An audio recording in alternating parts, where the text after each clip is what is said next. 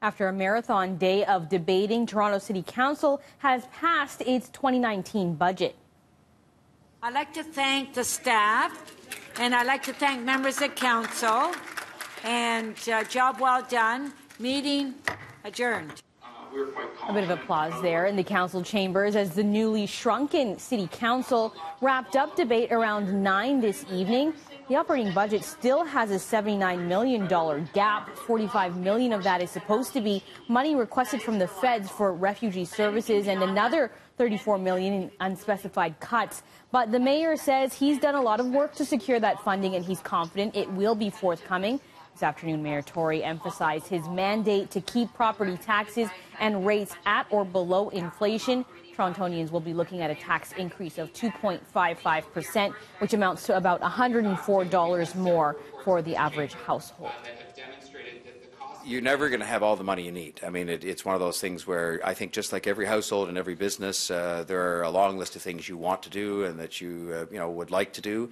And we have many challenges facing what is otherwise a very successful city. And I think most people would back me up in saying that property taxes were never meant to be able to sustain the cost of building transit, big transit projects by themselves, or the cost of keeping all of our housing in repair by themselves. If the mayor had come out to the Regent Park Recreation Centre last night, we had about 100 people at our budget town hall, and even to my surprise, they didn't decide to choose one or two of the revenue tools. They said all of them were needed, and they clearly stated that they wanted to see TCHC housing fixed. They did not want to see the increase of the TTC fare hike 10 cents.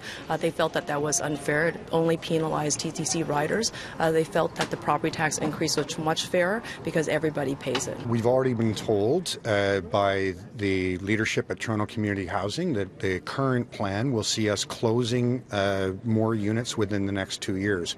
We've been told that the number of potholes and the drivability and walkability of our roads and streets is going to decline. We've been told that important programs to help young people to find a path out of a violent life are not being funded to the extent that council wants to fund them. The list goes on and on and on. This budget is about making life in Toronto worse for everybody except those people who own a lot of wealth.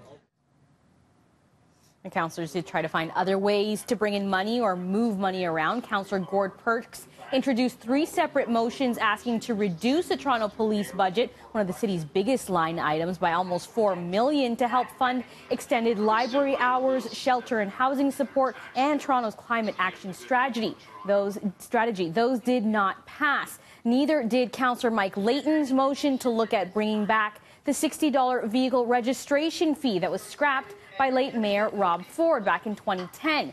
Councillor Kristen Wong-Tam's motion to fund a Regent Park aquatic pilot program did pass, but it will only get half of the $160,000 she requested. And City Council also passed a motion that could help bring in more revenue. First-time Councillor Brad Bradford has asked Transportation Services to report back on the impact of bringing up the city's Green P parking rates in line with market rates.